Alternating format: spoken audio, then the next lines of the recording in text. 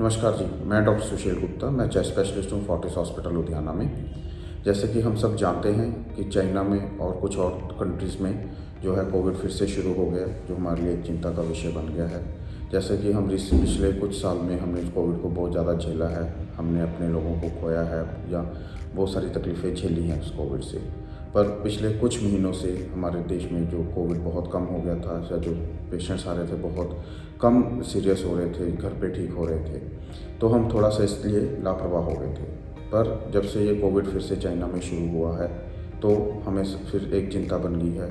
जो हमारी गवर्नमेंट है वो तरह तरह के उपाय कर रही है, टेस्टिंग बढ़ा रही है, जीनोम सीक्वेंसिंग कर रही है, ताकि किस तरह का कोविड आ रहा है हमारे कंट्री में, और जो बाहर से फ़्लाइटें आ रही है उसमें से भी जो हमारे यात्री आ रहे हैं उनको कोविड के लिए चेक किया जा रहा है। सो गवर्नमेंट अपने लेवल पे जो कर सकती है वो कर रही है, पर इसमें एक हमारा भी फ़र्ज़ बनता है हम फिर से अपना जो कोविड एप्रोप्रिएट बिहेवियर जिसको हम बोलते थे कि जैसे कि हाथ धोना है, सैनिटाइज़र यूज़ करना है, मास्क लगाना है, 1.5 से 2 गज की दूरी मेंटेन करनी है, उसको हमें फिर से करना शुरू करना पड़ेगा।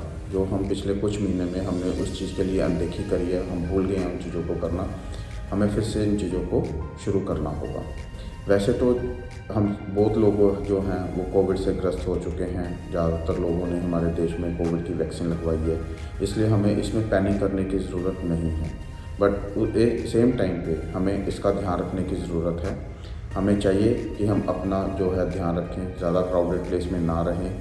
जिसको कोई बुखार खांसी की दिक्कत होती है तो अपना कोविड टेस्ट करवाए, अपने आप को आइसोलेट करें, और जब भी हम बाहर से आते हैं तो अपने हाथ जरूर धोएं, अपना मास्क लगा के पहन रखें और बाकी लोगों से दूरी बना कर रखें। इस तरह से हम अपने देश में फिर से कोविड की जो एंट्री है उसको हम रोक पाएंगे, और हम अपने आप को, अपने परिवार को, अपने समाज को कोविड मुक्त रखेंगे। धन्यवाद।